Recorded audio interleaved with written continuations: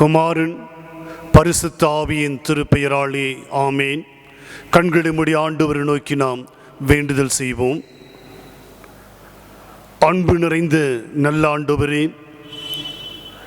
ஓய்வு நாளை உண்டாக்கினவரும் ஓய்வு நாளுக்கு ஆண்டவருமாய் இருக்கின்றவரே, இன்று பரிசுத்தமான ஓய்வு நாள் கால வேளையிலே நாங்கள் இல்லங்களிலே அமர்ந்து உம்முடைய வார்த்தைகளை தியானிக்கவும் ஆண்டவரே உம்மை தொழுது கொள்ளவும் நீர் எங்களுக்கு தந்த ஆசீர்வாதங்களுக்காக உமக்கு நாங்கள் நன்றி செலுத்துகிறோம். எங்கள் ஒவ்வொருவரையும் நம்முடைய பரிசுத்த ஆவியினால் அபிஷேகப்படுத்துவீராக. துவக்கம் முதல் முடிவு வரை பரிசுத்த ஆவியானவினால் நீர் எங்களை நிரப்ப வேண்டுமாய் செபிக்கிறோம். இன்றைக்கு நாங்கள் பாடுகிற பாடல்கள், கேட்கப் போகிற உம்முடைய திருவசனங்களை நீர் எங்களுக்கு ஆசீர்வதித்து தருவீராக. உம்முடைய தெய்வீக பிரசன்னம் எங்களோடு கூட இருக்கட்டும். எங்கள் ஆண்டவர் இயேசு கிறிஸ்து மூலமாய் செபிக்கிறோம் எங்கள் பரிசுத்தமுள்ள நல்ல பிதாவே, ஆமேன். நம்முடைய வழிபாட்டிற்கு ஆரம்பமாகவும் ஆண்டுடைய நாமம் மகிமைப்படும்படியாகவும் நாம் அனைவரும் எழுந்து நின்று பாமாலையிலே 210வது பாடல், பாமாலையின் 210, நாம் அனைவரும் எழுந்து நின்று பாடுவோம். திருச்சபை காத்திருக்க என்னால் நாதா என்ற பாடலை நாம் அனைவரும் சேர்ந்து பாடுவோம்.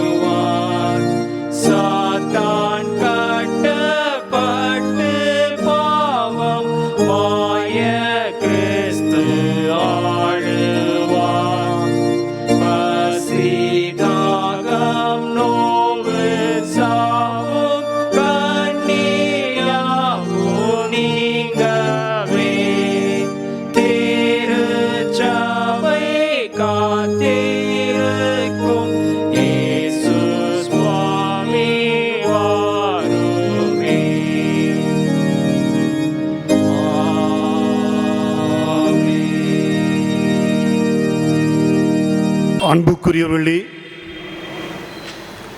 இன்று வீடுகளிலே அமர்ந்து ஆராதனை செய்து கொண்டிருக்கிறதான உங்கள் அனைவரையும் இறைமைந்தன் ஆண்டவராகிய இயேசு கிறிஸ்துவின் திருப்பெயராலே உங்களை அன்போடு கூட வாழ்த்தி வரவேற்கின்றேன். உயிர்த்தெழுந்த ஆண்டவர் தாமே உங்களோடு கூட இருந்து உங்கள் ஒவ்வொருவருக்கும் உங்கள் தனிப்பட்ட குடும்ப வாழ்க்கையிலே நிறைவான சமாதானத்தையும் ஆசீர்வாதங்களையும் கடவுள் தந்தருளுவாராக. நின்ற வண்ணமாகவே நாம் கடவுளை தொடுவோம். தென்னிந்திய திருச்சபை இருவடி பாட்டு நூல் பக்கம் 76 இரண்டாவது ஆராதனை முறையை நாம் பின்பற்றுவோம். கடவுள் ஆவியாயிருக்கிறார், அவரை தொழுது கொள்ளுகிறவர்கள் ஆவியோடும் உண்மையோடும் அவரை தொழுது கொள்ள வேண்டும். நம்முடைய பிதாவாகிய கடவுளாலும் கர்த்தராகிய இயேசு கிறிஸ்துவினாலும் உங்களுக்கு கிருபையும் சமாதானமும் உண்டாவதாக. இது கர்த்தர் உண்டு பண்ணின நாள், இதிலே களி கூர்ந்து மகிழ கிடவும். பக்கம் 79. ஆண்டவரே, எங்கள் உதடுகளை திறந்தருளும், அப்பொழுது எங்கள் வாய்மொழி புகழை அறிவிக்கும். பிதாவுக்கும் குமாரனுக்கும் பரிசுத்த ஆவிக்கும் மகிமை உண்டாவதாக. ஆதியிலும் இப்பொழுதும் எப்பொழுதுமான சதா காலங்களிலும் மகிமை உண்டாவதாக. ஆமென். திரியேக கடவுளை போற்றுதல். சேனைகளின் கடவுளாகிய கர்த்தரே, நீர் பரிசுத்தர், பரிசுத்தர், பரிசுத்தர். வானமும் பூமியும் இந்த மகிமையால் நிறைந்திருக்கின்றன. உன்னதத்திலே ஓசன்னா. கர்த்தரின் நாமத்தினாலே வந்தவர் வருகிறவர் ஸ்தோத்திரிக்கப்பட்டவர். உன்னதத்திலே ஓசன்னா. கடவுளே நீர் பரிசுத்தர், கடவுளே நீர் பரிசுத்தர். சர்வ வல்லவரே நீர் பரிசுத்தர், சர்வ வல்லவரே நீர் பரிசுத்தர். சாவாமை உடையவரே நீர் பரிசுத்தர், சாவாமை உடையவரே நீர் பரிசுத்தர். ஆண்டவரே, எங்களுக்காக சிலுவையில் அறையுண்டு எங்கள் மீட்பரே எங்கள் மேல் கிருபையாயிரும். ஆண்டவரே, எங்களுக்காக சிலுவையில் அறையுண்டு எங்கள் மீட்பரே எங்கள் மேல் கிருபையாயிரும். பரிசுத்த ஆவியாகிய ஆண்டவரே எங்கள் மேல் கிருபையாயிரும். பரிசுத்த ஆவியாகிய ஆண்டவரே எங்கள் மேல் கிருபையாயிரும். ஆண்டவரே, எங்கள் ஜெபங்களையும் ஆராதனையும் ஏற்றுக்கொண்டு எங்கள் மேல் கிருபையாயிரும். ஆண்டவரே, எங்கள் மேல் மனதுருகி எங்கள் மேல் கிருபையாயிரும். பாவரிக்கை. நமக்கு பாவம் இல்லை என்று சொல்லுவோமானால் நம்மை நாமே ஏமாற்றிக் கொள்கிறோம். நமக்குள் உண்மை இல்லை. நம்முடைய பாவங்களை அறிக்கையிட்டால் பாவங்கள் நமக்கு மன்னித்து எவ்வித அந்நிதமும் நீங்க நம்மை சுத்திகரிப்பதற்கு கடவுள் நம்பத்தக்கவரும் நீதியும் உள்ளவர். நாங்கள் எழுந்து எங்கள் தகப்படத்துக்கு போய், தகப்பனே, பரத்துக்கு விரோதமாக உமது பார்வையிலும் பாவம் செய்தோம், இனி உம்முடைய பிள்ளைகள் என்று சொல்லப்படுவதற்கு நாங்கள் பாத்திரவான்கள் அல்ல, உம்முடைய கூலிக்காரர்கள் ஒருவராக எங்களை வைத்துக் கொள்ளும் என்போம். கடவுள் ராஜ்யம் சமூகத்திருக்கிறது. மனம் திரும்பி நற்செய்தியில் நம்பிக்கை வையுங்கள். நமது பலவீனங்களுக்காக பரிதவிக்க முடியாத பிரதான ஆசிரியர் நமக்கு ராமல். எல்லா விதத்தும் நம்மை போல் சோதிக்கப்பட்டும் பாவம் இல்லாத பிரதான ஆசாரியரே நமக்கு இருக்கிறார். நம் அனைவரும் இடங்கால் படியிட்டு மௌனமாக நம்மை நாமே சோதித்தறிவோமாக.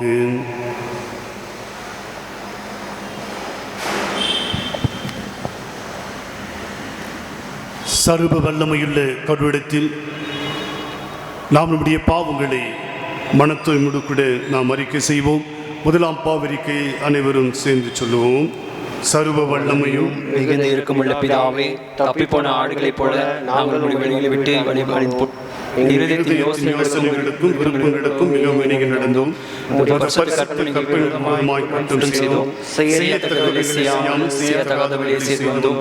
எங்களுக்கு சுகமே இல்லை. ஆனாலும் ஆண்டவரே, தேவர்கள் ஆண்டவராகிய இயேசு கிறிஸ்து மூலமாய் மனிதர்கள் செய்த வாக்குத்தத்தங்களின்படியே நிர்வாகிகளுள்ள குற்றவாளிகளாகி இறங்கும். தப்பிதங்களை அறிக்கைகள் எங்கள் மேல் பொறுமையாயிரும். பாவத்தின் முத்தும் துக்கப்படுவதை சீர்படுத்தும். மிகவும் இரக்கமுள்ள பிதாவே, பரிசுத்த நாமத்துக்கு மகிமையுண்டாகும்படி நாங்கள் தேவ பக்தியும் நீதியும் தெளிந்த புத்தியும் நடந்து வர இயேசு கிறிஸ்துவின் எங்களுக்கு கிருபை செய்தருளும். ஆமென். சர்வ வல்லமையும் மிகுந்த இரக்கமுள்ள ஆண்டவர் மன்னிப்பையும் பாவ நிவர்த்தி நமக்கு கட்டளிட்டருளி வாழ்க்கையை சீர்படுத்துவதற்கான காலத்தையும் தமது பரிசுத்தாவின் கிருபையும் தேற்றுதலையும் தந்தருள்வாராக. ஆமென். ஆண்டவரை துதியுங்கள். ஆண்டவர் நாமம் துதிக்கப்படுவதாக. அமருவோம். அப்பொழுது முதலாம் இரண்டாம் திருமறை பாடும் வாசிக்க கேட்போம். வாசிக்க கொடுக்கப்பட்டுள்ள முதலாம் வேத பாடம் யோசுவாவின் புஸ்தகம் 1ஆம் அதிகாரம் வசனம் 1 முதல் 9 முடிய. யோசுவாவின் புஸ்தகம் 1ஆம் அதிகாரம் வசனம் 1 முதல். கர்த்தருடைய தாசனாகிய மோசே மரித்த பின்பு கர்த்தர் மோசேயின் ஊழியக்காரனான நுனுவின் குமாரன் யோசுவாவை நோக்கி, என் தாசனாகிய மோசே மரித்து போனான். இப்பொழுது நீயும் இந்த ஜனங்கள் எல்லாரும் எழுந்து இந்த யோர்தானை கடந்து இஸ்ரவேல் புத்திரருக்கு நான் கொடுக்கும் தேசத்துக்கு போங்கள். நான் மோசேக்கு சொன்னபடி உங்கள் காலடி மிதிக்கும் எவ்விடத்தையும் உங்களுக்கு கொடுத்தேன். வனாந்திரமும் இந்த லீபானோனும் தொடங்கி ஐப்ராத்து நதியான பெரிய நதி மட்டுமுள்ள எத்தியோரின் தேசம் அனைத்தும் சூரியன் அஸ்தமிக்கிற திசையான பெரிய சமுத்திரம் வரைக்கும் உங்கள் எல்லையாக இருக்கும். நீர் உயிரோடு இருக்கும் நாளெல்லாம் ஒருவனும் உனக்கு முன்பாக எதிர்த்து நிற்பதில்லை. நான் மோசையோடு இருந்தது போல உன்னோடும் இருப்பேன். நான் உன்னை விட்டு விலகுவதும் இல்லை, உன்னை கைவிடுவதும் இல்லை. பலன் கொண்டு திடமனதாயிரு. இந்த ஜனத்தின் பிதாக்களுக்கு நான் கொடுப்பேன் என்று ஆணையிட்ட தேசத்தை நீ இவர்களுக்கு பங்கிடுவாய். என் தாசனாகிய மோசே உனக்கு கற்பித்த நியாயப்பிரமாணத்தின்படியெல்லாம் செய்ய கவனமாய் இருக்க மாத்திரம் மிகவும் பலன் கொண்டு திடமனதாயிரு. நீ போகும் இடமெல்லாம் புத்திமானாய் நடந்து கொள்ளும்படி அதை விட்டு வலது இடதுபுறம் விலகாதிருப்பாயாக. இந்த நியாயப்பிரமாணமான புஸ்தகம் உன் வாயை விட்டு பிரியாதிருப்பதாக. இதில் எழுதியிருக்கிறபடியெல்லாம் நீ செய்ய கவனமாய் இருக்கும்படி இரவும் பகலும் அதை தியானித்து கொண்டிருப்பாயாக. அப்பொழுது நீ உன் வழியை வாய்க்க பண்ணுவாய். அப்பொழுது புத்திமானாயும் நடந்து கொள்ளுவாய். நான் உனக்கு கட்டளையிடவில்லையா? பலன் கொண்டு திடமனதாயிரு, திகையாதே, கலங்காதே. நீ போகும் இடமெல்லாம் உன் தேவனாகிய கர்த்தர் உன்னோடே இருக்கிறார் என்றார். பாடம் முடிந்தது.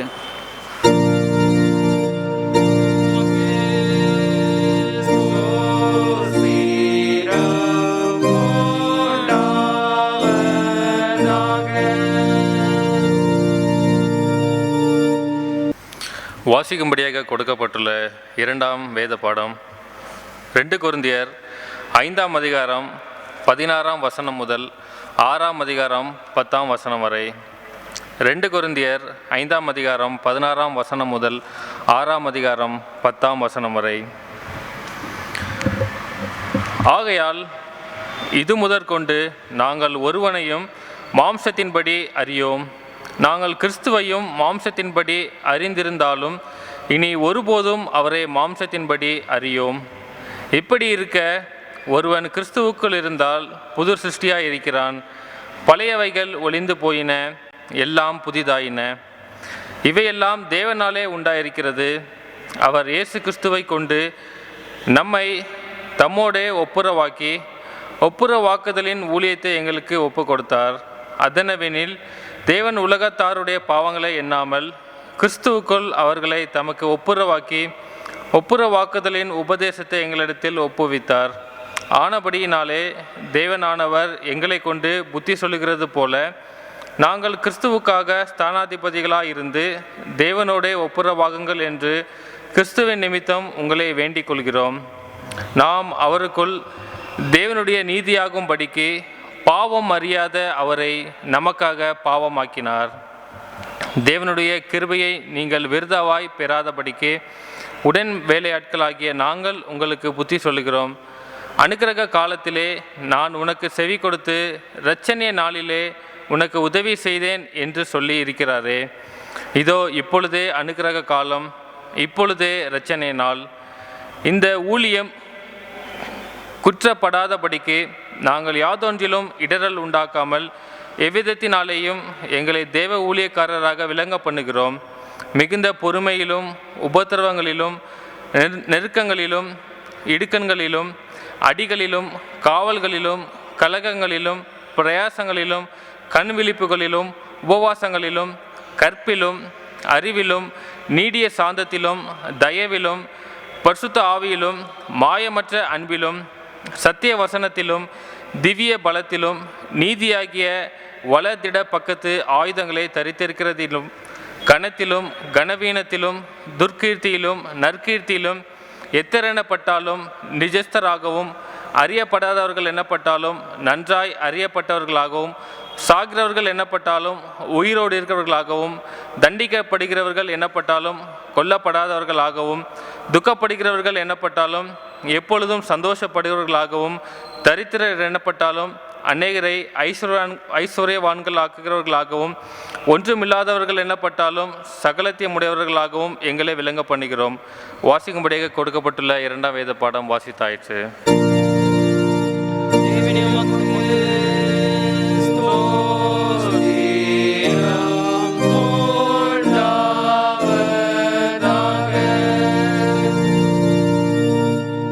நாம் அனைவரும் எழுந்து நின்று 100வது சங்கீதத்தை நாம் அனைவரும் சேர்ந்து பாடுவோம்.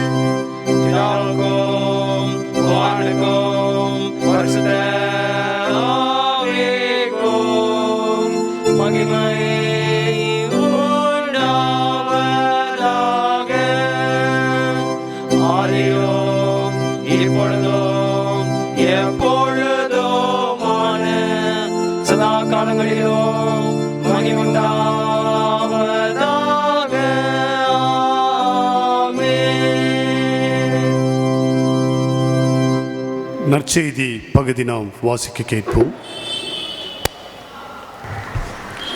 வாசிக்க வேண்டிய சுவிசேஷ வேத பாடம் மார்க் எழுதின சுவிசேஷம் 6ஆம் அதிகாரம் வசனங்கள் 7 முதல் 13 முடிய. மார்க்கு 6ஆம் அதிகாரம் வசனங்கள் 7 முதல்.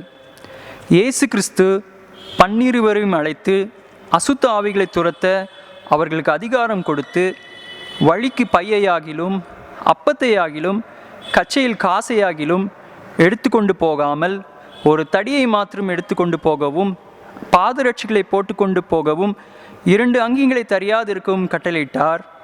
பின்பு அவர்களை நோக்கி, நீங்கள் எங்கேயாகிலும் ஒரு வீட்டில் பிரவேசித்தால் அவ்விடத்தை விட்டு புறப்படுகிற வரைக்கும் அங்கேதானே தங்கியிருங்கள்.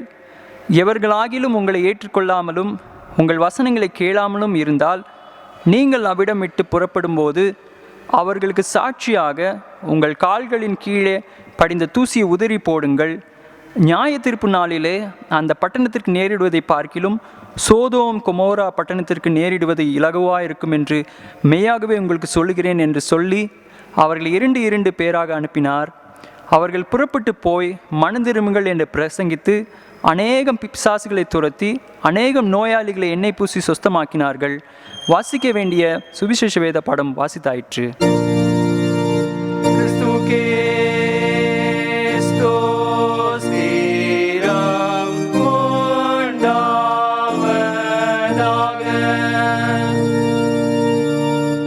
நாம் ஜபசிந்தியோடு இருந்து பாமாலையிலே 302வது பாடல் எந்த ஜீவன் இயேசுவே என்ற பாடலை நாம் ஜபசிந்தியோடு பாடுவோம். பாமாலையின் 302வது பாடல்.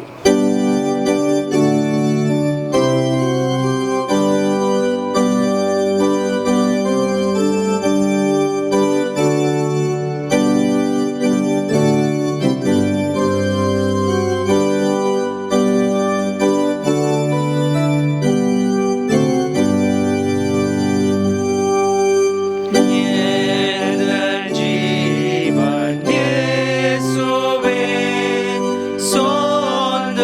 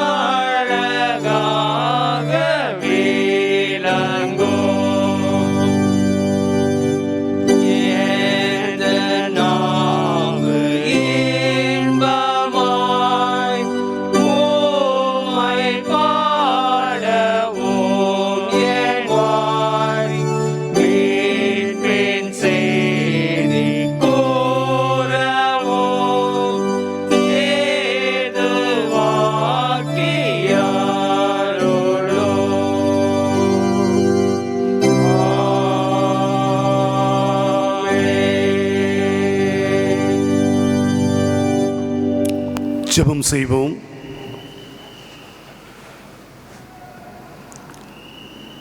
அன்பு நிறைந்த நல்ல ஆண்டவரே, இன்று கால வேளையிலே ஆண்டவரே உம்முடைய வார்த்தைகளை கொண்டு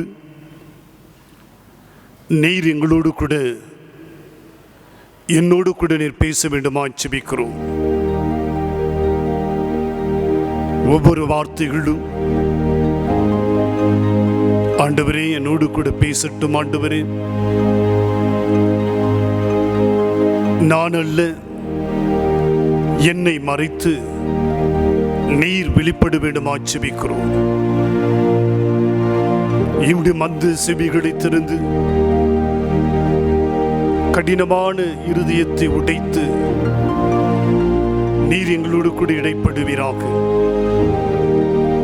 எங்கள் ஆண்டவர் இயேசு கிறிஸ்து மூலமாக ஜெபிக்கிறோம் எங்கள் பரிசுத்தமுள்ள நல்ல பிதாவே, ஆமென். அன்புக்குரியவர்களே, வீடுகளிலே உட்கார்ந்து ஆராதனை செய்து கொண்டிருக்கிறதான உங்கள் அனைவரையும் இறைமைந்தன் ஆண்டவராகிய இயேசு கிறிஸ்துவின் திருப்பெயராலே அன்போடு கூட வாழ்த்துகின்றேன். ஆலயத்திற்கு சென்று ஆண்டவரை ஆராதனை செய்ய முடியவில்லை என்று சொல்லி கலங்கி வேதனையோடு கூட நாம் வீடுகளிலே அமர்ந்திருக்கின்றோம். ஆனாலும் ஆண்டவராகிய கடவுள் நம்முடைய இல்லங்களை நமக்கு ஆலயமாய் கொடுத்து ஒவ்வொரு ஞாயிற்றுக்கிழமையும் இந்த ஆராதனையிலே பங்கு கொள்ளும்படியாய் ஆண்டவர் நமக்கு கிருபை பாராட்டியிருக்கின்றார். ஆகவே இந்த நாளிலே வீடுகளில் இருந்து ஆராதனை செய்து கொண்டிருக்கிற உங்களை நான் வாழ்த்துவதில் மிகவும் மகிழ்ச்சி அடைகின்றேன். ஆண்டவர் தாமே உங்களை ஆசீர்வதிப்பாராக. இன்றைக்கு நம்முடைய தென்னிந்திய திருச்சபையின் முறைமையின்படி நமக்கு கொடுக்கப்பட்டிருக்கிற தலைப்பு அம்பாசிடர் ஆஃப் கிரைஸ்ட். ஆண்டவராகிய இயேசு கிறிஸ்துவின் தூதுவர்கள்.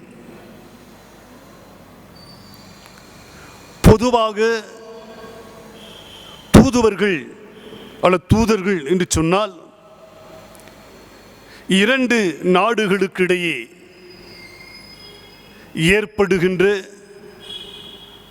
பூசல்கள், சமாதானம் இல்லாமல் ஒரு சூழ்நிலைகள், பிரச்சனைகள் ஏற்படுகிற பொழுது அந்த தூதுவர்கள் இடையே நின்று அந்த பிரச்சனைகளை சமாதானப்படுத்தக்கூடியவர்கள்தான் தூதுவர்கள். இங்கு ஆண்டவராகிய இயேசு கிறிஸ்து தான் உருவாக்கிய அந்த திருப்பணியை தொடர்ந்து இந்த உலகத்தில் நிறைவேற்ற வேண்டும் என்று சொல்லி தான் தெரிவு செய்த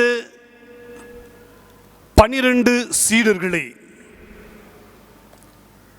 உலகத்துக்குள் அப்போஸ்தலர்களாக அனுப்பி வைத்தார் என்று சொல்லி நாம் திருமறையிலே வாசிக்கின்றோம்.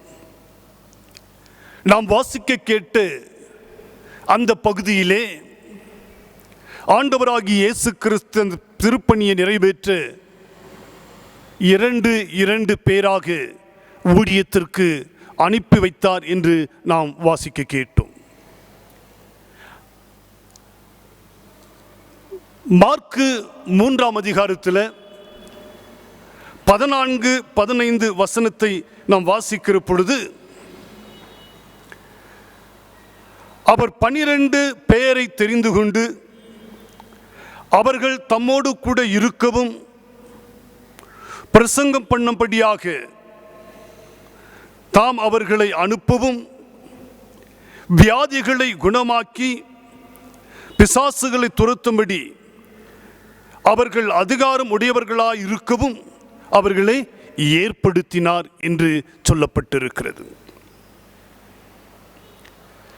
கடவுள் 12 நபர்களை தெரிவு செய்து அவர்கள் அப்போஸ்தலர்கள் என்று அழைக்கப்பட்டார்கள். இந்த அப்போஸ்டலோ என்கின்ற கிரேக்க வார்த்தைக்கு ஆங்கிலத்தில் டு சென்ட், அனுப்பு என்று பொருள். ஆண்டவராகிய இயேசு கிறிஸ்து தான் தெரிவு செய்த இந்த 12 அப்போஸ்தலர்களையும் தன் ஊழியத்தை செய்யும்படியாய் இந்த உலகத்திற்கு அனுப்புகின்றார். ஆண்டுடைய பிரதிநிதியாக, ஆண்டுடைய தூதர்களாக அவர்களை இந்த உலகத்தில் அவர் அனுப்புவதற்கு முன்பதாக இங்கு மிக அழகாக சொல்லுகிறது, அவர்களை அவரோடு கூட வைத்துக்கொண்டு அவர்களை பயிற்சிவிக்கிறார். ஆண்டுடைய திருப்பணியை செய்ய 12 நபர்களை தெரிவு செய்து அவர்களை பயிற்சிவித்து இந்த உலகத்தில் ஆண்டுடைய தூதுவர்களாக, ஆண்டுடைய திருப்பணியை செய்யக்கூடியவர்களாக அவர்களுக்கு சகல அதிகாரத்தையும் கொடுத்து இந்த உலகத்திலே அனுப்புகின்றார். இதுதான் மார்க் எழுதின நற்செய்தி நூல் 6ஆம் அதிகாரம் 11ஆம் வசனத்தில் அந்த கடைசி பகுதியை வாசிக்கிற பொழுது அதில் மிக அழகாக சொல்லுகிறது, அவர் அவர்களை 2 பேராக இந்த உலகத்துக்கு அனுப்புகின்றார். ஆனால் இந்த மத்திய எழுதின சுவிசேஷத்தில் 10ஆம் அதிகாரம் 14, 15 வசனங்களை நாம் வாசிக்கிற பொழுது, மத்திய எழுதின சுவிசேஷம்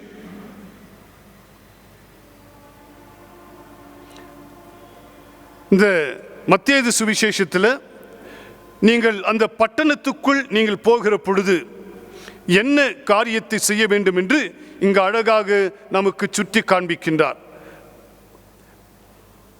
11, 12, 13 வசனங்களிலே நீங்கள் எந்த பட்டணத்திலாவதும் கிராமத்திலாவதும் நீங்கள் பிரவேசிக்கும் பொழுது அதிலே பாத்திரவான்கள் யார் என்று விசாரித்து நீங்கள் புறப்படும் அளவும் அவிடத்தில் தங்கியிருங்கள்.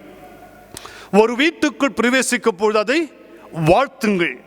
அந்த வீடு பாத்திரமாய் இருந்தால் நீங்கள் கூறின சமாதானம் அவர்கள் மேல் வரக்கெடுவது, அபாத்திரமாய் இருந்தால் நீங்கள் கூறின சமாதானம் உங்களிடத்துக்கு திரும்பி வரக்கெடுவது. இதே பகுதி தான் மார்க் எழுதுகிறப்போ என்ன சொல்லுகிறார், நீங்கள் அந்த வீட்டுக்குள்ளோ அந்த பட்டணத்துக்குள்ளோ போகிற பொழுது அவர்கள் உங்களை ஏற்றுக்கொள்ளவில்லை என்று சொன்னால் உங்கள் காலில் படிந்திருக்கிற தூசியை உதறிவிட்டு வந்து விடுங்கள் என்று சொல்லப்படுகிறது. ஆனால் இந்த இடத்துல சொல்லுகிற பொழுது நீங்கள் ஒரு கிராமத்துக்குள் போகிற பொழுதோ வீட்டுக்குள் போகிற பொழுதோ நீங்கள் அந்த வீட்டுக்கு சமாதானத்தை கூறுங்கள், அமைதியை கூறுங்கள். அப்பொழுது நீங்கள் கூறுகிற சமாதானத்தை அவர்கள் ஏற்றுக்கொள்ளவில்லை என்று சொன்னால் நீங்கள் உங்கள் கால் இருக்கிற தூசியை உதறிவிட்டு வாருங்கள் என்று சொல்கிறார். இதே பகுதி தான் மார்க் நற்செய்தி நூலில் சமாதானம் என்று குறிப்பிடாமல் சுட்டி காட்டப்படுகிறது. இங்கு இன்றைய சூழலிலே தூதவர்களுடைய திருப்பணி என்னவென்று சொன்னால், ஆண்டவர் தம்முடைய பிள்ளைகளை தெரிவு செய்து பயிற்சிவித்து இந்த உலகத்துக்கு அனுப்புவதின் நோக்கம் என்று சொன்னால், நீங்கள் அந்த பட்டணத்திலோ அந்த வீட்டுக்குள்ளோ பிரவேசிக்கிற பொழுது கடவுளுடைய தூதுவர்களாகி நீங்கள் முதலாவது செய்ய வேண்டிய காரியம் அந்த இடத்துக்கு என்ன கூறணும், சமாதானத்தை கூறுங்கள் என்று சொல்லுகின்றார். இன்றைய சூழலிலே உலகம் முழுவதும் எல்லா நாடுகளிலும் நாம் எடுத்துக்கொண்டால் இன்றைக்கு என்ன இல்லை, சமாதானம் இல்லை. உலகம் முழுவதும் சமாதானம் இல்லாமல் பயத்தோடு கூட வாழ்ந்து கொண்டிருக்கிறோம். அடுத்து என்ன நடக்கும், அடுத்து நம்முடைய சூழ்நிலை எப்படி இருக்கும், நம்முடைய வாழ்வுக்கு எந்த விதமான ஆதாரம் நமக்கு இல்லை. இந்த கொள்ளை நோய் அதிகமாய் நம்மை தாக்கி கொண்டிருக்கிறது. இந்த கொள்ளை நோயினால அநேக வாழ்வாதாரங்களை நாம் இழந்து போயிருக்கிறோம், உறவுகளை இழந்து போயிருக்கிறோம், நம்முடைய தொழில்களை இழந்து போயிருக்கின்றோம். ஒவ்வொரு நாளும் அடுத்து என் வாழ்க்கையில் என்ன நடக்கும் என்று சொல்லி கலங்கி பயந்து போயிருக்கின்றோம். இன்றைக்கு நீ எந்த டிவி சேனல் திறந்தாலும் சமாதானத்தை கூறுகிற செய்தியாக இல்லை, பயமுறுத்துகிற செய்தியை தான் தினந்தோறும் பார்த்து கொண்டிருக்கிறோம். நீ எந்த டிவி சேனல் திறந்தாலும் எல்லாரும் நம்ம இன்றைக்கு பயமுறுத்தி கொண்டிருக்கிறார்கள். எனக்கு பிரியமானவர்களே,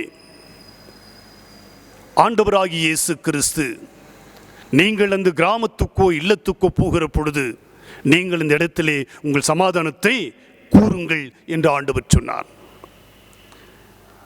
இங்கு ஆண்டவராகிய இயேசு கிறிஸ்து பிறக்கிற பொழுது அன்றைக்கு வாழ்ந்து கொண்டிருந்த மேய்ப்பர்களும் கூட அரசாங்கத்துக்கு பயந்து வயல்வெளியிலே தங்கி ராத்திரியிலே தங்கள் மந்தைகளை மேய்த்து கொண்டிருக்கின்றார்கள். அப்பொழுது ஆண்டவருடைய தூதன் அவரிடத்தில் தோன்றி மிக அழகான ஒரு நற்செய்தியை கொடுக்கிறான். நீங்கள் பயப்பட வேண்டாம், பூமியிலே சமாதானத்தை கொண்டு வருகிற ஒருவர் பிறக்கப் போகிறார். பயந்திருக்கிற சூழ்நிலையிலே ஆண்டவருடைய தூதுவர்கள் எப்படிப்பட்ட நற்செய்தி எடுத்துச் சொல்லுகிறார்கள் என்று சொன்னால், உங்களுக்கு சமாதானம், பிறக்கப் போகிற ஆண்டவராகிய இயேசு கிறிஸ்து பூமியிலே சமாதானத்தை கொண்டு வரப்போகிறார் என்று சொல்லி லூக்கா 2:14 நாம் வாசிக்க கேட்கின்றோம். அது மாத்திரமல்ல, ஆண்டவராகிய இயேசு கிறிஸ்து கல்வாரி சிலுவையிலே அறையப்பட்டு அவர் உயிர்த்தெழுந்த அந்த சூழ்நிலையிலே அனைத்து சீடர்களும் ரோம பேரரசுக்கு பயந்து தங்கள் மேல் வீட்டறையிலே சென்று கதவை பூட்டிக் கொண்டு பயந்து கொண்டிருக்கிற அந்த சூழ்நிலையிலே ஆண்டவராகிய இயேசு கிறிஸ்து உயிர்த்தெழுந்த ஆண்டவர் யோவான் 20:19 நாம் வாசிக்க கேட்கின்றோம். அவர்கள் பயந்து கொண்டிருக்கிற அந்த சூழ்நிலையிலே வீட்டுக்குள்ளே சென்று ஆண்டவராகிய இயேசு கிறிஸ்து உங்களுக்கு சமாதானம் என்று சொல்கிறார். அவர்கள் வேதத்தில் சொல்லுகிறது, யூதர்களுக்கு பயந்து மேல் வீட்டறையிலே கதவை பூட்டி இருக்கிற பொழுது ஆண்டவராகிய இயேசு கிறிஸ்து அவர்கள் நடுவே நின்று உங்களுக்கு சமாதானம் என்று ஆண்டவர் அந்த பிள்ளைகளுக்கு சமாதானத்தை கொடுக்கிறார். பயந்து இருக்கிற சூழ்நிலையிலே, சமாதானத்தை இழந்திருக்கிற அந்த சூழ்நிலையிலே ஆண்டவராகிய இயேசு கிறிஸ்து உங்களுக்கு சமாதானம் என்று கூறுகின்றார். இன்றைக்கு பல இடங்களிலே நாம் பார்க்கிறோம், சமாதானம் இல்லாமல் இருந்தும் கூட மேற்பூச்சாய் பொய்யாய் உங்களுக்கு சமாதானம் என்று சொல்லுவதை நாம் பார்த்து கொண்டிருக்கின்றோம்.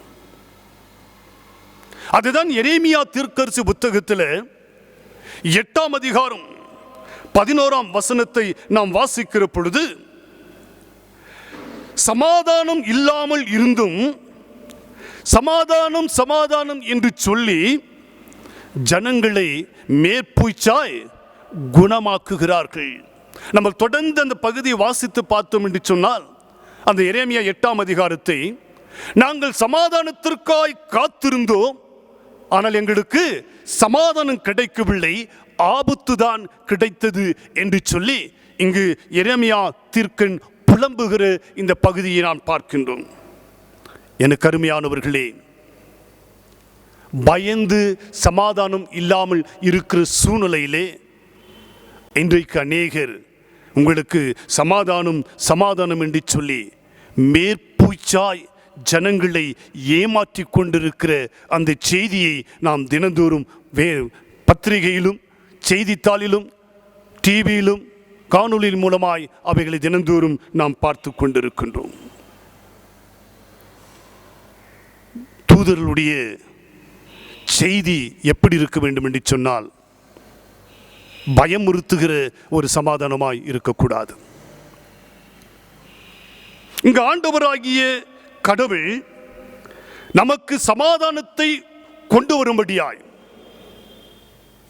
ஆக்கினையை தன் மீது ஏற்றுக்கொண்டார் என்று ஏசியா தீர்க்கதரிசி புத்தகம் 53 அதிகாரத்திலே நாம் வாசிக்க கேட்கின்றோம். ஏசியா 53 அதிகாரத்தில் 5 வசனம் நினைக்கின்றேன். இங்கு வேதத்தில் சொல்லுகிறது, சமாதானத்தை உண்டு பண்ணும்படியாய் ஆக்கினையை அவர் மீது ஏற்றுக்கொண்டார் என்று சொல்லி. கொலேசியர் 1 அதிகாரம் 20 வசனம் சொல்லுகிற பொழுது, அவருடைய இரத்தத்தினாலே நமக்கு சமாதானத்தை உண்டு பண்ணினார் என்று பவுலடிகளார் நமக்கு அழகாக சொல்லுகிறார். ஆண்டவராகிய இயேசு கிறிஸ்து சிலுவையில் அடிக்கப்பட்ட அந்த இரத்தத்திலே கடவுள் நமக்கு சமாதானத்தை இந்த உலகத்திலே உண்டு பண்ணியிருக்கின்றார். அவருடைய இரத்தத்தினால சிலுவையிலே அறையப்பட்ட இயேசு கிறிஸ்துவின் மூலமாய் சமாதானத்தை பெற்றுக்கொண்ட நீங்களும் நானும் சமாதானத்தின் தூதுவர்களாய் பணி செய்யும்படியாய் கடவுள் திருச்சபையாகிய நம்மை அழைத்திருக்கின்றார். அதுதான் மத்திய 5 அதிகாரம் 9 வசனத்தில் இயேசு கிறிஸ்து மலை பிரசங்கத்தில் சொல்லுகிற பொழுது மிக அழகாக சொல்லுவார், சமாதானம் பண்ணுகிற நீங்கள் பாக்கியவான்கள், நீங்கள் தேவனுடைய பிள்ளைகள் என்று அழைக்கப்படுவீர்கள் என்று சொல்லி. சமாதானத்தின் தூதுவர்களாக கடவுள் திருப்பணியாற்றும்படியாய் இந்த உலகத்தில் திருச்சபை மக்களாகிய உன்னையும் என்னையும் கடவுள் அழைத்திருக்கின்றார். நீங்களும் நானும் சமாதானத்தின் கருவிகளாக, சமாதானத்தை உண்டு பண்ணுகின்றவர்களாக, கூடிய மட்டும் ஒருவரோடு ஒருவர் சமாதானமாய் வாழ்வதற்குரிய அழைப்பை இந்த காலவேளையிலே கடவுள் நமக்கு கொடுத்திருக்கின்றார். நாம் வெறும் ஆண்டவரை தொழுது கொள்ளுவது மாத்திரமல்ல, நாம் ஒருவரோடு ஒருவர் சமாதானமாய் வாழ வேண்டும் என்று கடவுள் விரும்புகின்றார். இரண்டாவது, இங்கு ஆண்டவராகிய இயேசு கிறிஸ்து அந்த 12 சீடர்களை அழைத்து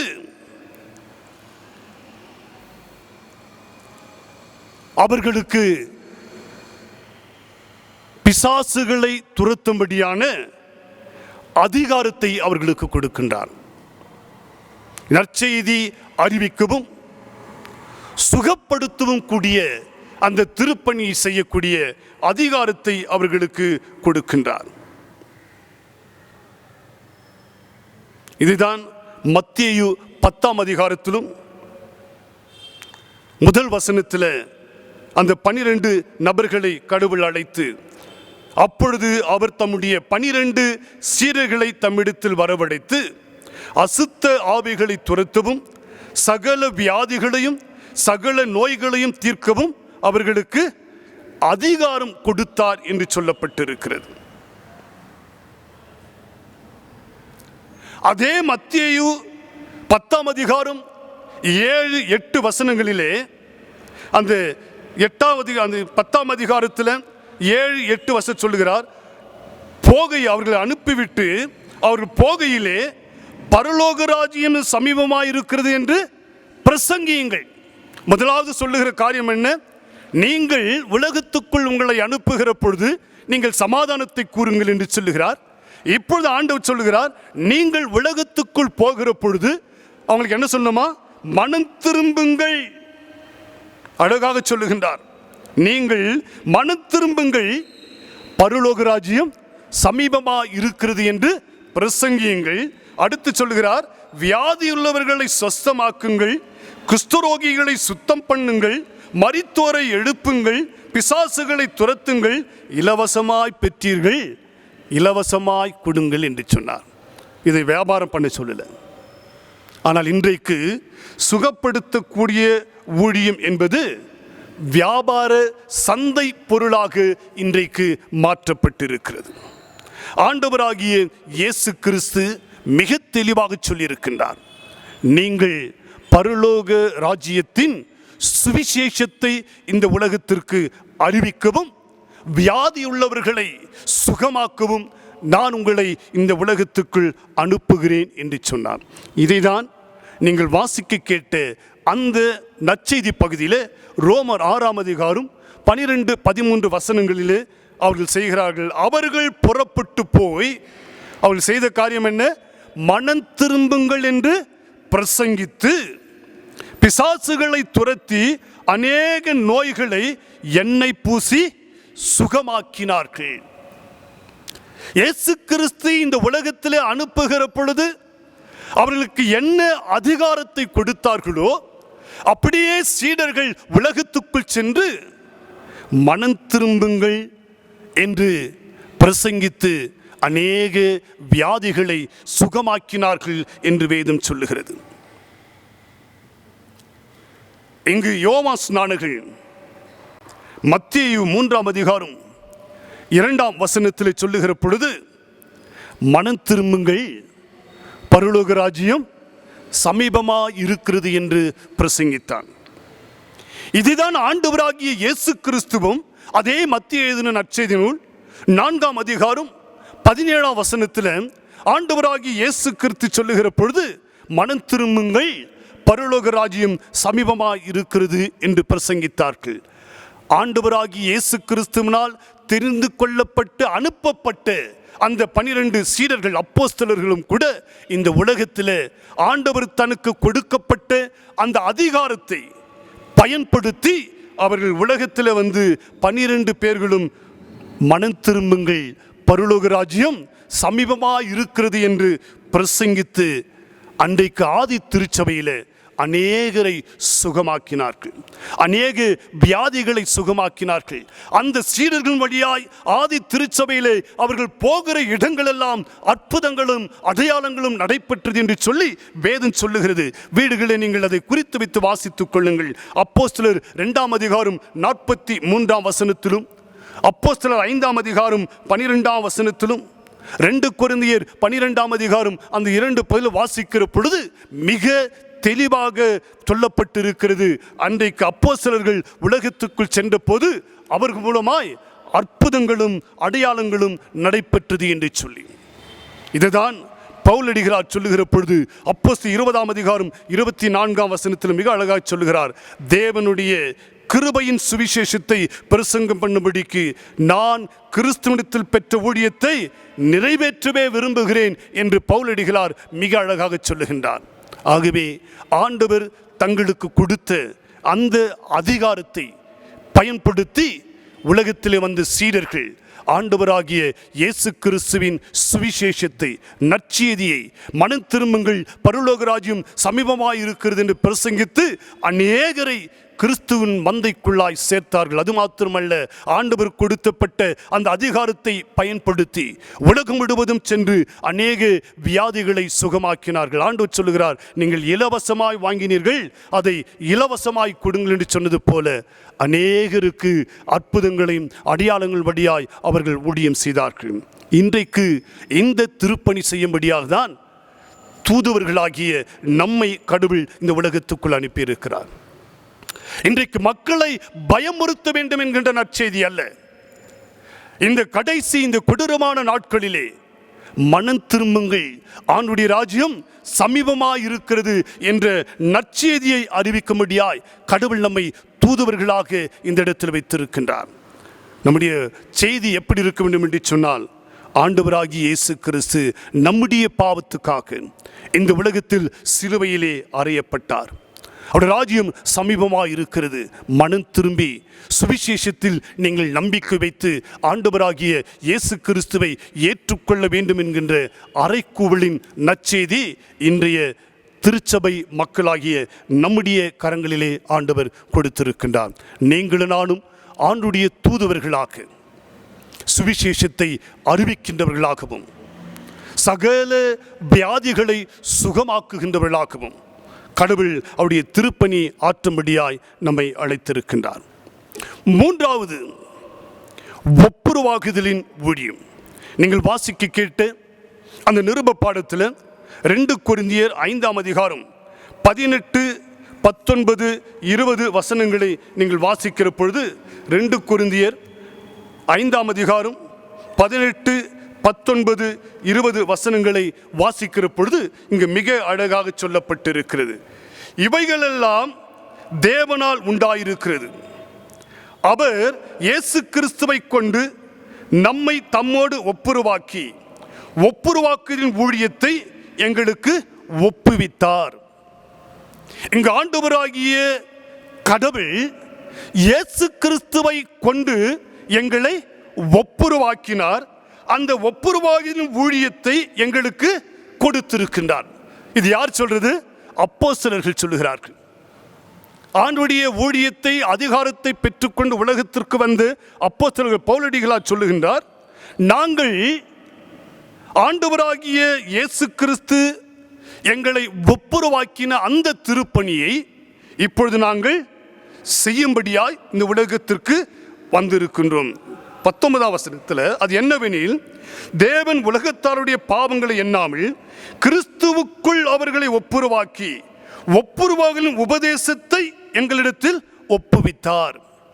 3வது சொல்லுகிறார், ஆனப்படியினாலே தேவனானவர் எங்களை கொண்டு புத்தி சொல்லுகிறது போல நீங்கள் கிறிஸ்துவுக்காக சேனாதிபதிகளாயிருந்து தேவனோடு கூட ஒப்புரவாகுங்கள் என்று கிறிஸ்துவின் நிமித்தமாய் நான் உங்களை வேண்டிக் கொள்ளுகின்றேன். மிக அழகாக சொல்கின்றார்.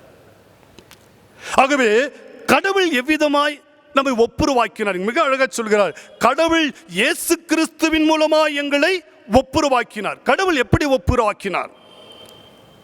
அவர் சிலுவையின் ஊடாக, அவருடைய இரத்தத்தின் ஊடாக கடவுள் இந்த உலகத்தில் நம்மை ஒப்புரவாக்கினார். எபேசியரின் புத்தகத்தில் 2ஆம் அதிகாரம், எபேசியர் 2ஆம் அதிகாரம் 14 முதல் 16 வசனங்களை நாம் வாசிக்கிற பொழுது, எபேசியர் 2ஆம் அதிகாரம் 14 16 வசனங்களை நாம் வாசிக்கிற பொழுது மிக அழகாக நமக்கு சொல்லப்பட்டிருக்கிறது. எப்படியெனில், அவரே நம்முடைய சமாதானக்காரராகி இருதரத்தாரையும் ஒன்றாக்கி பகையை நின்று பிரிவினையாகிய நடுச்சுவரை தகர்த்து, 16ஆம் வசனம் சொல்லுகிறது, பகையை சிலுவையினால் கொன்று அதனாலே இருதரத்தாரையும் ஒரே சரீரமாக தேவனுக்கு ஒப்புரவாக்கினார். கடவுளுக்கும் மனிதனுக்கும் இருக்கக்கூடிய பகை என்று சொல்லப்பட்ட அந்த நடுச்சுவரை கல்வாரி சிலுவையின் ஊடாக ஆண்டவராகிய இயேசு கிறிஸ்து நம்மை மறுபடியும் ஒப்புரவாக்கினார். ஆதியிலே பார்க்கின்றோம், ஆதாமும் ஏவாளும் ஆண்டுடைய வார்த்தைக்கு கீழ்ப்படியாமல் ஆண்டுடைய வார்த்தைக்கு விட்டு விலகி போன பொழுது அவர்கள் ஆண்டுடைய உறவிலிருந்து ஆளுகையிலிருந்து அவர்கள் துரத்தப்படுகிறார்கள். ஆண்டவரோடு கூட வாழ்ந்து கொண்டிருந்த மக்கள் ஆண்டவர் விட்டு பிரிந்து போகின்றார்கள். இங்கு ஆண்டவராகிய இயேசு கிறிஸ்து கல்வாரி சிலுவையின் ஊடாக கடவுள் இயேசு கிறிஸ்துவின் மூலமாய் நம்முடைய இரு தரத்தாரையும் ஒப்புரவாக்கினார். அந்த ஒப்புரவாக்குதலின் ஊழியத்தை கடவுள் எங்களிடத்தில் கொடுத்திருக்கின்றார். இதை பவுலடியார் சொல்கிறார், நாங்கள் பெற்றுக்கொண்ட அந்த ஒப்புரவாக்குதலின் ஊழியத்தை நாங்கள் உங்களுக்கு அறிவிக்கிறோம். சேனாதிபதிகள் என்று சொல்கிறது அம்பாசிடர், சேனாதிபதிகளாக தூதுவர்களாக நீங்கள் இந்த உலகத்திலே சமாதானமாய் இருக்க வேண்டும் என்று மிக அழகாக இங்கு பவுலடிகளார் நமக்கு சுட்டி காட்டுகின்றார். நீங்கள் கிறிஸ்துவின் நிமித்தமாய் நீங்கள் சமாதானமாய் இருக்க வேண்டும் என்று சொல்லி நான் உங்களை வேண்டிக் கொள்ளுகின்றேன். ஆண்டவருடைய பிரதிநிதிகளாக தூதுவர்களாக கல்வாரி சிலுவையிலே பெற்றுக்கொண்ட அந்த ஒப்புரவாகுதல், அந்த சமாதானத்தை பெற்றுக்கொண்ட நாங்கள் அவைகளை உங்களுக்கு சுவிசேஷமாய் அறிவிக்கின்றோம். நீங்கள் அந்த சுவிசேஷத்தை ஏற்றுக்கொண்டு இந்த உலகத்தில் நீங்கள் சேனாதிபதிகளாக நீங்கள் ஒருவரோடு ஒருவர் ஒப்புரவாய் இருங்கள் என்று பவுலடிகளார் நமக்கு இங்கு உபதேசத்தை கொடுக்கின்றார். இதற்கு நல்ல எடுத்துக்காட்டு பவுலடிகளார் பிலோமெனுக்கு எழுதின அந்த நிருபத்தை நீங்கள் வீடுகளில் சென்று வாசித்து பாருங்கள். இங்கு ஒனேசிமு இந்த பிலோமனுடைய அடிமை. இவன் தன்னுடைய அதிகாரிகளிடத்திலிருந்து தன்னுடைய மாஸ்டரிடத்திலிருந்து அவன் திருடிக்கொண்டு ஒரு ரோம நாட்டுக்கு ஓடிவிடுகின்றான். அப்படி திருடி சென்ற அவனை சிலுவையில் அறைந்து கொள்ள வேண்டும். ஆனால் இங்கு போகிற அந்த ரோம தேசத்திலே பவுலடிகளார் அவனை சந்திக்கின்றார். பவுலடிகளார் அவனை சந்தித்த பொழுது பவுலடிகளாருடைய அந்த செய்தியை கேட்டு அவன் மனம் திரும்புகின்றான். அப்படி மனம் திரும்பிய பிறகு பவுலடிகளார் பிலோமனுக்கு ஒரு கடிதத்தை எழுதுகிறார். என்ன எழுதுகிறார் என்று சொன்னால், நான் ஒனேசிமை நான் உங்களுக்கு அனுப்பி வைக்கின்றேன். ஒனேசிமை இப்பொழுது நான் உன்னிடத்தில் அனுப்பி வைக்கிறேன். ஆகவே நீ ஒனேசிம் செய்த தவறை மன்னித்து அவனை நீ ஏற்றுக்கொள்ள வேண்டும் என்று சொல்லி பிலோமன் ஒனேசிம் இருவரையும் ஒப்புரவாக்குகின்றார். தவறு செய்து விரோதமாக செயல்பட்ட அந்த அடிமையை மீண்டும் பவுலடிகளார் கொண்டு வந்து ஒனேசிமிடத்தில் கொடுத்து, நீ அவனை என்னை ஏற்றுக்கொள்வது போல அவனையும் ஏற்றுக்கொள் என்று சொல்லி பிலோமனோடு கூட அவனை ஒப்புரவாக்குகிறார். இருவரும் ஒப்புரவாக்கப்படுகின்றார்கள். இங்கு ஆண்டவராகிய இயேசு கிறிஸ்து பவுலடிகளார் மூலமாக நமக்கு சொல்லுகின்றார், கிறிஸ்து சிலுவையின் ஊடாக ஆண்டுடைய வார்த்தை விட்டு விலகி தூரமாய் போன நம்மை ஒப்புரவாக்கின கடவுள், ஒருவேளை நமக்கு விரோதமாய் செயல்பட்டு தூரமாய் பிரிந்து போன அந்த சகோதரனை மீண்டும் அழைத்து கொண்டு வந்து அவனிடத்தில் சேர்த்து நீங்கள் இருவரும் ஒப்புரவோடு கூட இருக்க வேண்டும் என்கின்ற ஒரு நல்ல பாடத்தை இந்த பிலோமின் புத்தகத்தின் மூலமாய் நாம் கற்றுக்கொள்ளுகின்றோம். அது மாத்திரமல்ல, இந்த ஆதியாகமம் 33ஆம் அதிகாரத்தை நீங்கள் எடுத்து வாசிப்பீர்கள் என்று சொன்னால், இந்த ஏசா யாக்கோபு தன் சகோதரனாகிய ஏசாவை ஏமாற்றி விட்டு போய்விடுகின்றான்.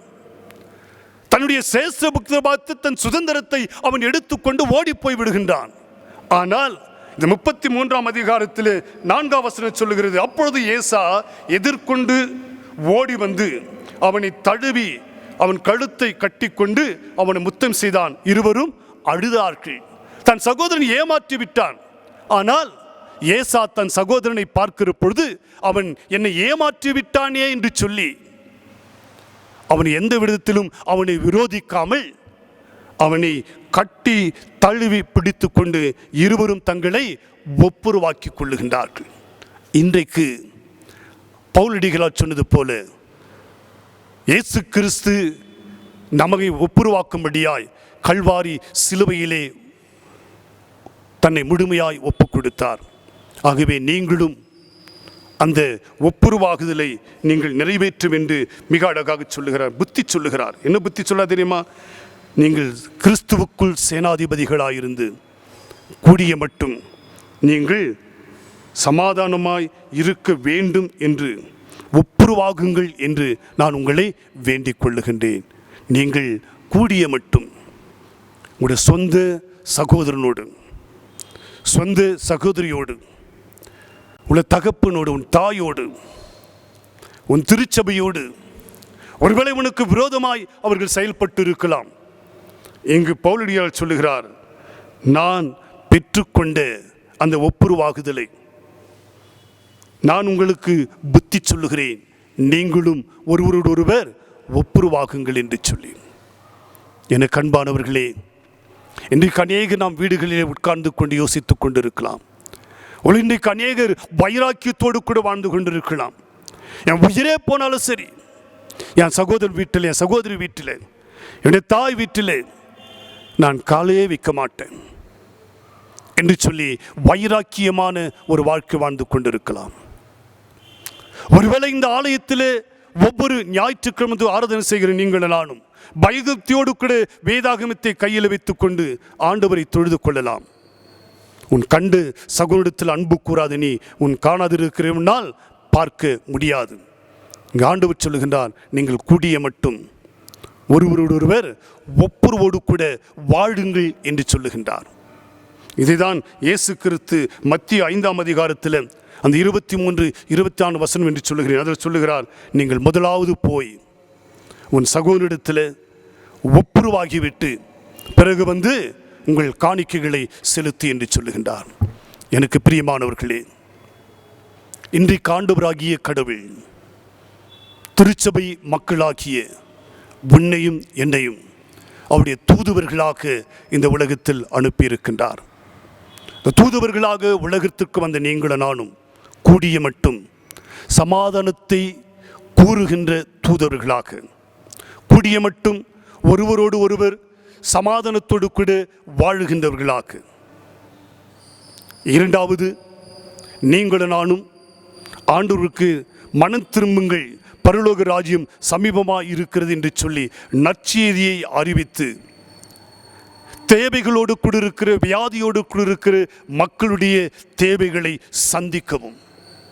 மூன்றாவது, கூடிய மட்டும் நாம் ஒருவரோடு ஒருவர் ஒப்புரவாக்கி கொண்டு ஆண்டவராகிய இயேசு கிறிஸ்துவுக்கு ஒரு சாட்சியுள்ள தூதுவர்களாக வாழ வேண்டும் என்று கடவுள் எதிர்பார்க்கின்றார். இந்த கால வேளையில் ஆண்டவரே, நான் எப்படிப்பட்ட தூதுவராக இருக்கிறேன் என்ற நம்மையே நாமே ஆராய்ந்து பார்த்து நம்மை ஆண்டுடைய கரங்களிலே ஒப்பு கொடுப்போம். ஆண்டவர் தாமே நம்மை ஆசீர்வதிப்பாராக. கண்களை மூடி ஜெபம் செய்வோம்.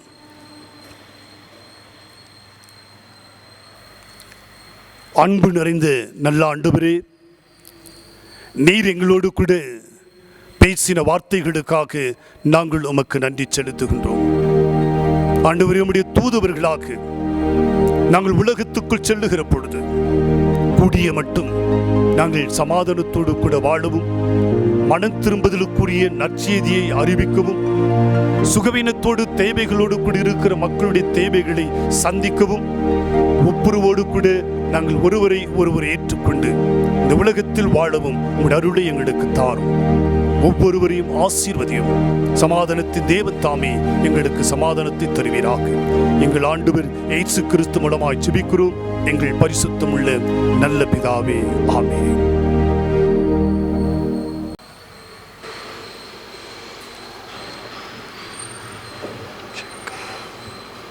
நம் அனைவரும் எழுந்து நின்று 88வது பக்கத்தில் இருக்கிற அப்போஸ்தலர் விசுவாச பிரமாணத்தை நாம் அனைவரும் சேர்ந்து சொல்லுவோம்.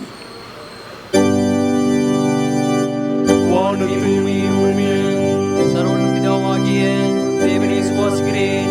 ஒரே குமாரனாகிய நம்முடைய நாதர் இயேசு கிறிஸ்துவை விசுவாசிக்கிறேன். அவர் பரிசுத்தாவினாலே கர்ப்பத்தில் பிறந்தார். பொந்திரபிலாத்தின் காலத்தில் பாடுபட்டு சிலுவையில் அறைந்து மரித்து அடக்கப்பட்டு பாதாளத்தில் இறங்கினார். மூன்றாம் நாள் மரித்தோர் எழுந்தினார். பரமண்டலத்துக்கு ஏறி சர்வபிதாவாகிய தேவன் வலது பரிசில் வீற்றிருக்கிறார். அவரிடத்திலிருந்து வருவார். பரிசுத்தாவியை விசுவாசிக்கிறேன். பொதுவாக பரிசுத்தத்தையும் பரிசுத்தோடு ஐக்கியமும் பாவமன்னிப்பும் சரீரம் அழித்தலும் நித்திய ஜீவனையும் விசுவாசிக்கிறேன்.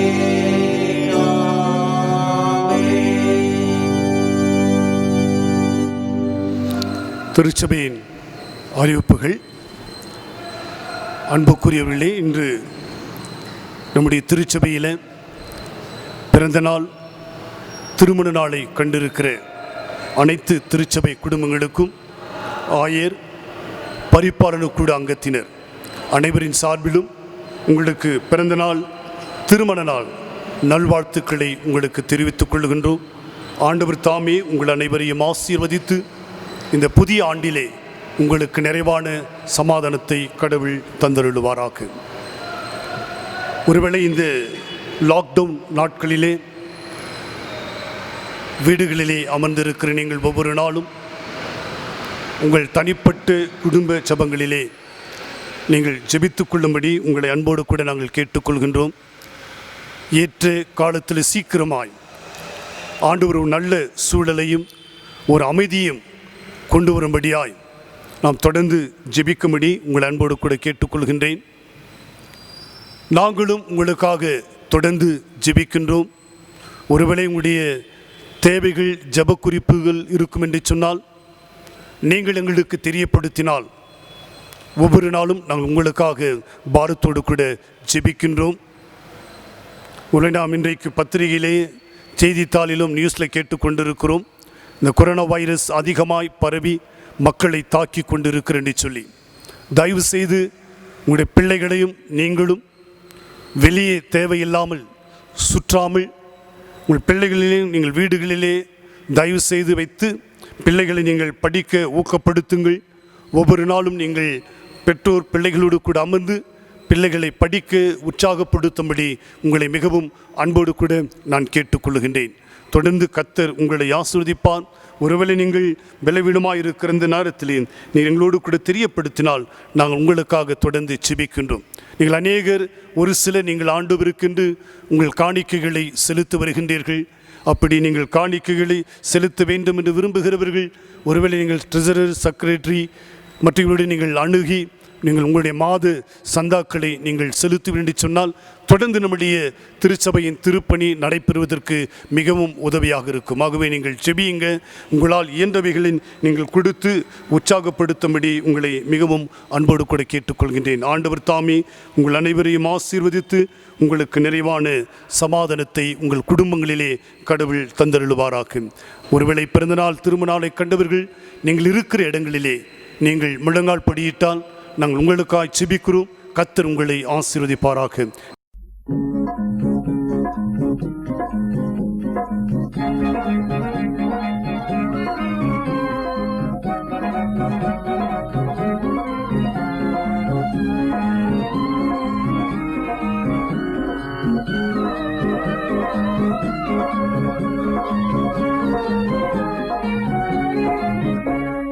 போற்றி துதிப்போம் எம் தேவதேவனை புதிய கிருபையுடனே நேற்றும் இன்றும் என்றும் மாறா இயேசுவை நாம் என்றும் பாடி துதிப்போம்.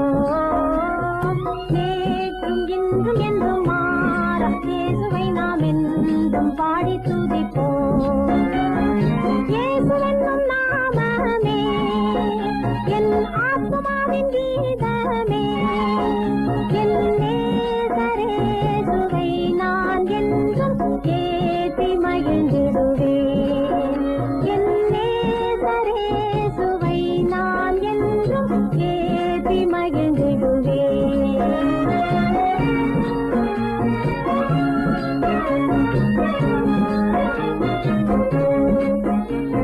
கண்களை மூடி ஜெபம் செய்வோம்.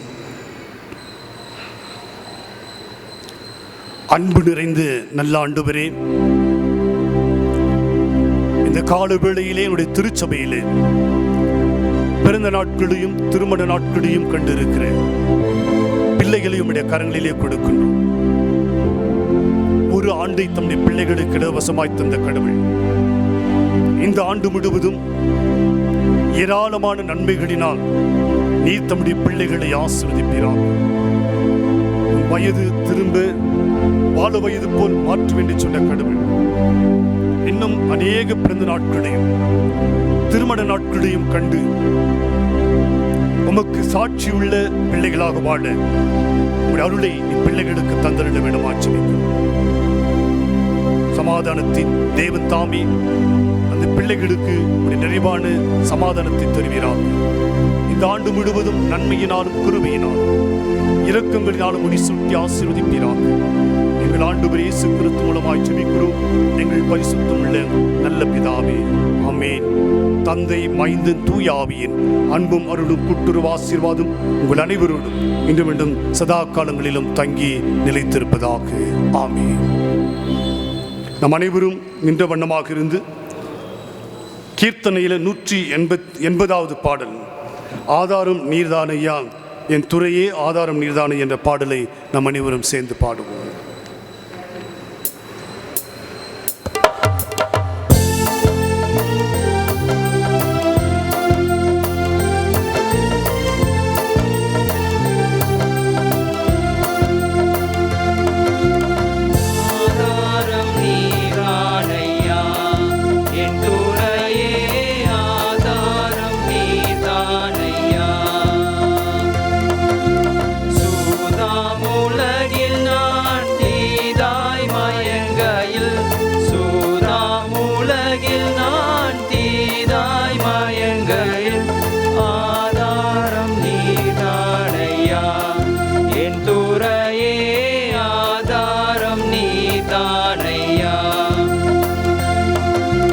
மா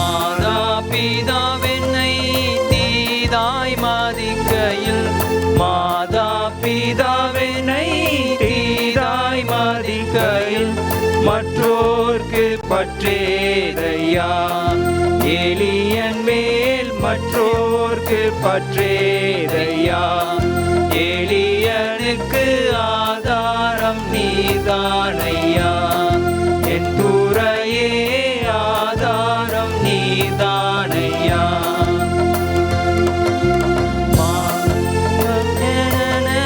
நயந்தோரை சொன்னவர் நாம் நாம் துணையென, நயந்தோரை சொன்னவர் நற்றாட்டில் விட்டாரையா, தனியனை நற்றாட்டில் விட்டாரையா, தனியனுக்கு ஆதாரம் நீதானையா, என் துறையே ஆதாரம் நீதானையா.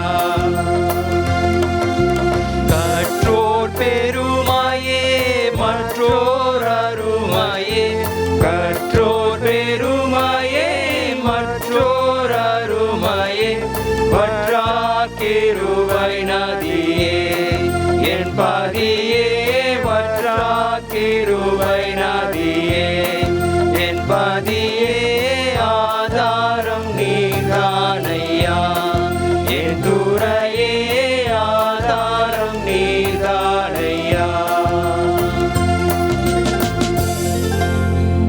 ஜெபம் செய்வோம். எல்லா ஊற்றுகளுக்கும் ஆண்டவராக இருக்கிற நல்ல தகப்பனே, இன்று பரிசுத்தமான இந்த ஓய்வு நாள் காணல் வேளையிலே ஆண்டவரே, நாங்கள் வீடுகளிலே உட்கார்ந்து ஆராதனை செய்து கொண்டிருக்கிறதான ஒவ்வொரு பிள்ளைகளையும் உடைய கரங்களிலே கொடுக்கிறோம் சுவாமி. ஆண்டவரே, இந்த வார்த்தையை, இந்த ஆராதனையை கேட்டவர்களே ஒவ்வொரு பிள்ளைகளையும் கடவுள் ஆசீர்வதிப்பீராக.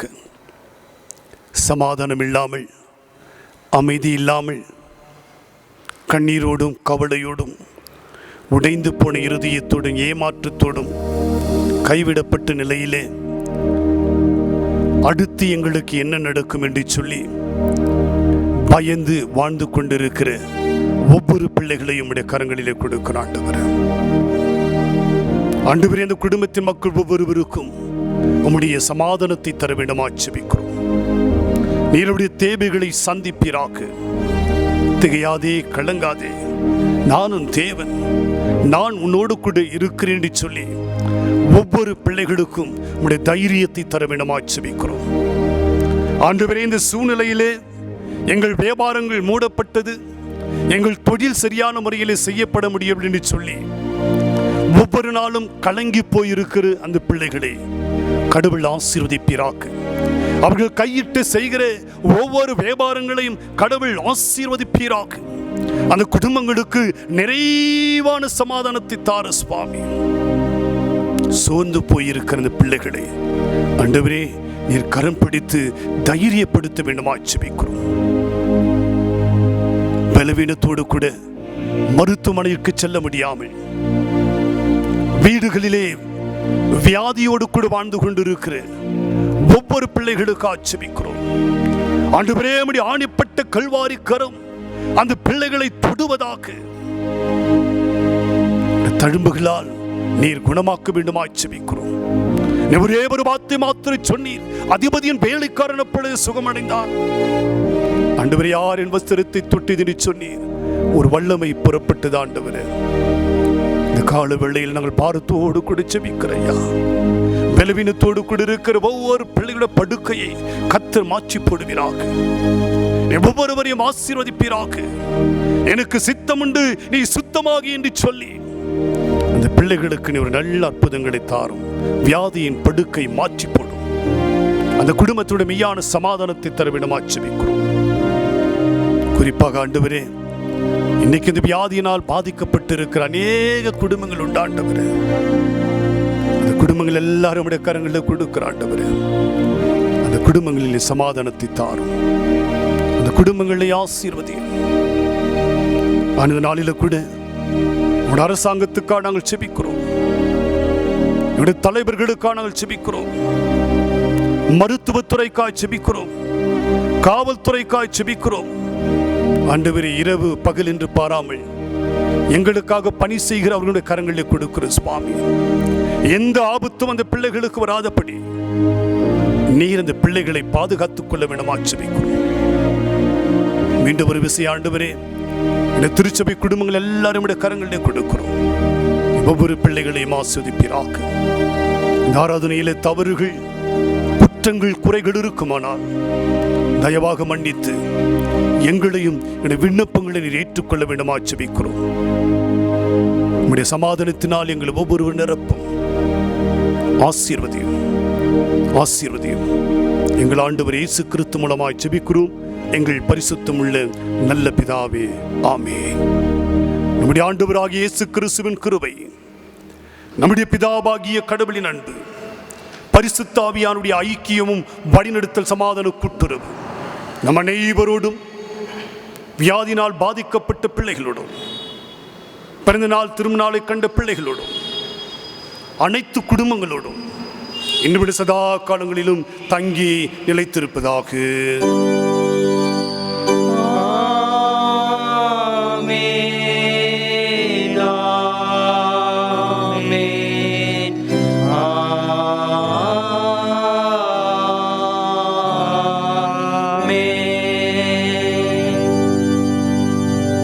நிறைவாக நாம் அனைவரும் எழுந்து நின்று பாமாலையிலே 26வது பாடல், நல் மீட்பெறை நேரத்தில் வந்த ஆசீர்வாதம் என்ற பாடலை நாம் அனைவரும் எழுந்து நின்று பாடுவோம். பாமாலையின் 26.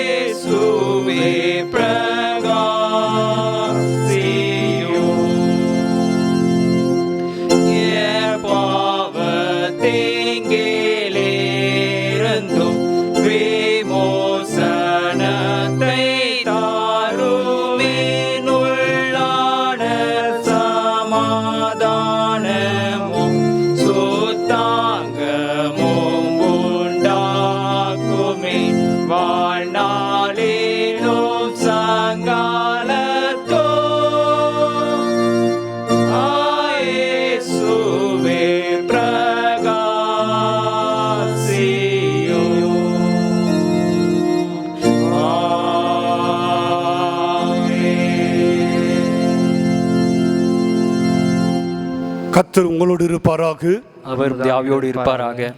சமாதானத்தோடே போய் வருவோம். கர்த்தருடைய நாமத்தினாலே ஆமென்.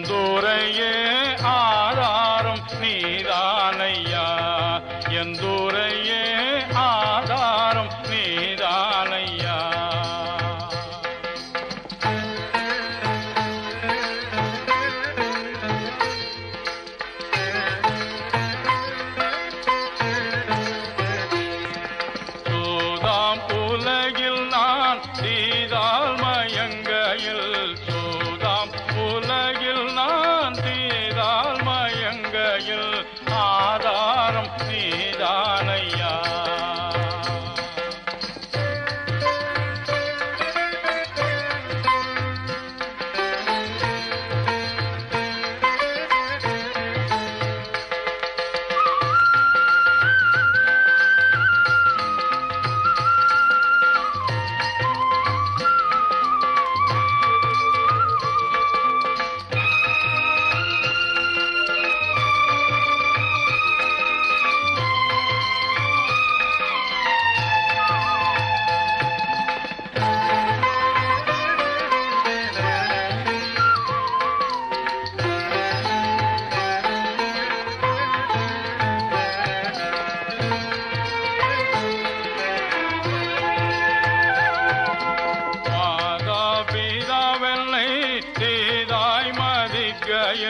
மாதா பிதாவென்னை தீதாய் மதிக்கையில் மற்றோர்க்கு பற்றேரையா. எளியன் மேல் மற்றோர்க்கு பற்றேரையா. எளியனுக்கு ஆதாரம் நீதானையா.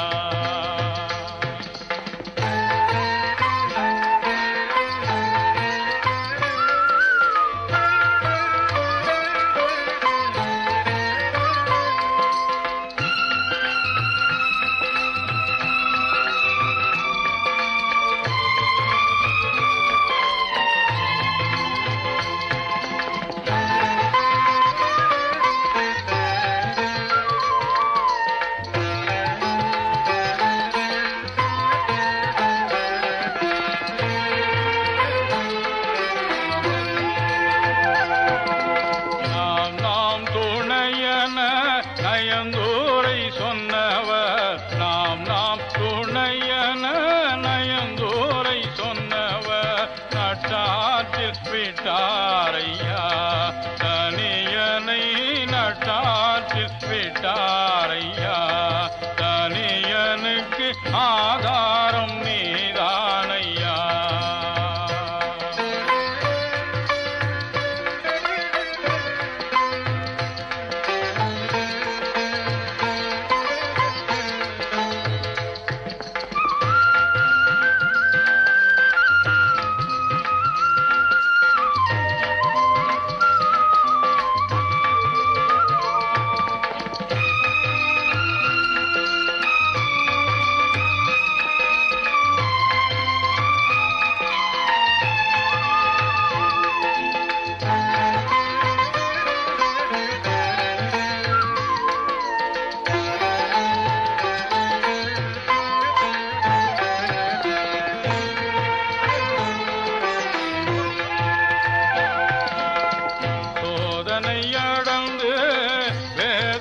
தொடர்ந்து சோதனை அடர்ந்து வேதனை தொடர்ந்து துக்கம் மிகும் வேளையில் என் சுகிர்தமே துக்கம் மிகும் வேளையில் உன் தாசனுக்கு ஆதாரம் நீதானை.